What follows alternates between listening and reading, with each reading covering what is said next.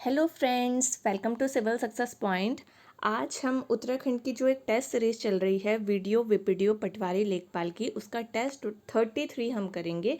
32 test upload किए जा चुके हैं। आप चैनल के प्ले लिस्ट में जा कर के इन टेस्ट को सॉल्व कर सकते हैं और इन टेस्ट में हिंदी, उत्तराखंड और अदर जीके के क्वेश्चन आपको देखने को मिलेंगे। 10 हिंदी के क्वेश्चन होंगे, 10 उत्तराखंड जीके के होंगे और 5 जो है अदर जीके के क्वेश्चन इसमें रखे गए हैं। तो चलिए आज का टेस्ट शुरू करते हैं। भूतकाल के कितने भेद होते हैं? 3, 4, 5 या 6? तो देखिए भूतकाल के 6 भेद होते हैं। और कौन कौन से होते हैं? तो सामान्य भूतकाल, आसन, पूर्ण, अपूर्ण, संदिग्ध और हेतुमत भूत। ठीक है, तो ये जो है भूतकाल के 6 भेद हैं। ठीक है, क्वेश्चन नंबर सेकंड है, निम्नलिखित में से रूढ़ शब्द कौन सा है? देखिए मैंने रूढ़, यौगिक और योग रूढ़ शब्द जो है अच्छे से समझाए हैं। आप हिंदी की प्लेलिस्ट में जा कर के इसको समझ सकते हैं। ठीक है, तो देखिए रूढ़ शब्द कौन से होते हैं? जिसका अगर आप तोड़ो, जिस शब्द के आप खंड करो तो उसका कोई अर्थ ना निकले। ठीक है, तो इसमें देखिए पंकज, विद्यालय, जलज या कमल। तो देखिए इन चारों में अगर आप कमल को तोड़ेंगे तो इसी का ही कोई मतलब एक अर्थ नहीं निकल पाएगा। क और म ल ऐसे अगर आप इसको तोड़ेंगे तो अलग अलग इसका जो है मतलब नहीं निकल पाता। बाकी अगर आप पंकज या जलज को तोड़ेंगे तो देखिए ये इस तरह से आपको समझाया गया है कि ये जो है योग रूढ़ शब्द है, रूढ़ शब्द नहीं है। क्योंकि देखिए पंकज और जलज का एक अर्थ निकलता है। ठीक है, ये बहुब्रीहि समास के उदाहरण है। पंकज और जलज का मतलब होता है कमल। ठीक है, तो इस तरह से जो इसका आंसर हो जाएगा वो हो जाएगा कमल। ठीक है, कमल जो है रूढ़ शब्द है, बाकी पंकज और जलज क्या है? योग रूढ़ शब्द है। और विद्यालय यानी कि विद्या धन आलय, इसको आप दो उसमें तोड़ सकते हो और इसका एक संधि विच्छेद हो रहा है तो ये क्या है? दो शब्दों से बना है तो ये यौगिक शब्द हो जाएगा। तो इस तरह से आप इसको समझेंगे, इन शब्दों को समझेंगे। ठीक है, थर्ड क्वेश्चन है, गिरा हुआ के लिए शब्द है पतित, लुंठित, धराशायी या पातकी। तो गिरा हुआ के लिए शब्द है पतित। ठीक है, फर्स्ट जो है इसका राइट आंसर है। क्वेश्चन नंबर फोर्थ है, शुद्ध वर्तनी वाला शब्द है। आप इन चारों शब्दों को देखिए और इसमें से आपको बताना है कौन सा शब्द बिल्कुल सही है। तो तीसरा जो है इसमें बिल्कुल सही है, थर्ड जो है इसका राइट आंसर हो जाएगा। क्वेश्चन नंबर फिफ्थ है, संरक्षण में उपसर्ग है सम, सन, सर या स। ठीक है, तो देखिए इसमें कौन सा उपसर्ग है? तो सम जो है इसमें उपसर्ग है। ठीक है, सम धन रक्षण तो जाकर के संरक्षण होगा। ठीक है, तो फर्स्ट जो है इसका राइट आंसर है। क्वेश्चन नंबर सिक्स है, उन्मूलन का विलोम है आमूलन, निमीलन, समूलन या रोपण। तो देखिए उन्मूलन का जो विलोम होता है वो होता है रोपण। ठीक है, फोर्थ जो है इसका राइट आंसर है। क्वेश्चन नंबर सेवंथ है, लाखों लोगों ने इसे महसूस किया। वाक्य में विशेषण है महसूस, लाखों, लोगों या इसे। तो देखिए विशेषण किसे कहते हैं? जो शब्द जो है संज्ञा और सर्वनाम की विशेषता बताते हैं उन्हें विशेषण कहते हैं। तो अब आप इसको ध्यान से पढ़ेंगे, ऐसे सेंटेंस को आपको ध्यान से पढ़ना होगा तभी आपको विशेषण का पता चलेगा। अब देखिए इसे महसूस किया, तो इसकी विशेषता कौन बता रहा है? इसकी विशेषता बता रहा है लाखों शब्द। ठीक है, तो लाखों जो है इसमें विशेषण हो जाएगा। तो सेकंड जो है इसका राइट आंसर है। क्वेश्चन नंबर एट है, विनय पत्रिका की भाषा क्या है? ब्रज भाषा, अवधी, भोजपुरी या मैथिली। तो ब्रज भाषा जो है विनय पत्रिका की भाषा है। और आप जो है कमेंट सेक्शन में आप मुझे बताएंगे कि विनय पत्रिका किसके द्वारा रचित है। ठीक है, कई बार क्वेश्चन पूछा हुआ है मैंने। क्वेश्चन नंबर 9 देखिए, पोखर का तत्सम रूप है। आपको पोखर का तत्सम रूप बताना है, पुष्कर, प्रखर, पोषक या प्रकर।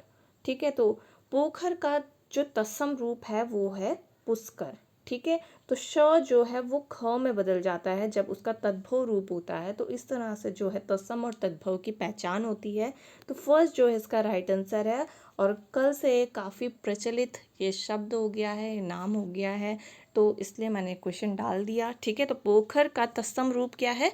पुष्कर। ठीक, क्वेश्चन नंबर 10, मन्नू भंडारी की आंखों देखा झूठ किस विधा की रचना है? ठीक है, आपको बताना है विधा इसकी। आंखों देखा झूठ जो है आपको इस क्वेश्चन से पता चल गया कि मन्नू भंडारी की ये रचना है। बाकी आपको जितनी भी रचनाएं हैं मन्नू भंडारी जी की आप ट्रिक से याद कर सकते हैं। ठीक है, तो आप देखिए इसमें ऑप्शन है उपन्यास, कहानी, नाटक या संस्मरण। तो देखिए जो आंखों देखा झूठ है वो मन्नू भंडारी जी की कहानी है। ठीक है, तो सेकंड जो है इसका राइट आंसर हो जाएगा। क्वेश्चन नंबर 11, यहाँ से जो है क्वेश्चन उत्तराखंड जीके के हैं। चीन से सर्वाधिक सीमा रखने वाला जिला कौन सा है? चमोली, पिथौरागढ़, उत्तरकाशी या बागेश्वर। तो देखिए चीन से सर्वाधिक सीमा रखने वाला जिला पिथौरागढ़ है और नेपाल से भी सबसे ज़्यादा सीमा पिथौरागढ़ ही रखता है। ठीक है, तो सेकंड जो है इसका राइट आंसर है। क्वेश्चन नंबर 12 देखिए, धौली व गौरी गंगा के बीच कौन सा पर्वत स्थित है? कामेट, गौरी, पंचाचूली और नंदकोट। तो देखिए धौली और गौरी गंगा के बीच में कौन सा पर्वत है? पंचाचूली। ठीक है, ये कहाँ है? पिथौरागढ़ में। और इसकी हाइट कितनी है? 6904 मीटर। ठीक है, तो अगर हाइट पूछा जाए डायरेक्ट तो 6904 मीटर इसकी हाइट है। तो इसका राइट आंसर हो जाएगा पंचाचूली। क्वेश्चन नंबर 13 है, सुनकल्पा व गोनखाघाट किस नदी की सहायक नदी हैं? गौरी गंगा, काली, सरयू या यमुना। तो इसका राइट आंसर है गौरी गंगा की ये सहायक नदी है। फर्स्ट जो है इसका राइट आंसर है। क्वेश्चन नंबर 14 है, ल्यूकोटाइकोफोरा किसका वैज्ञानिक नाम है? देवदार का, चीड़ का, बांज का या बबूल का। तो ल्यूकोटाइकोफोरा जो है बांज का साइंटिफिक नेम यानी कि वैज्ञानिक नाम है। तो थर्ड जो है इसका राइट आंसर है। क्वेश्चन नंबर 15 देखिए, राज्य में खनन नीति की घोषणा कब की गई? 1 अप्रैल 2001, 4 अप्रैल 2001, 1 अप्रैल 2002 या 4 अप्रैल 2002। तो इसका राइट आंसर है 4 अप्रैल 2001 को खनन नीति की घोषणा की गई। तो सेकंड जो है इसका राइट आंसर है। ठीक है, क्वेश्चन नंबर 16 देखिए, जागेश्वर की सूर्य मूर्ति कितने फुट ऊंची है?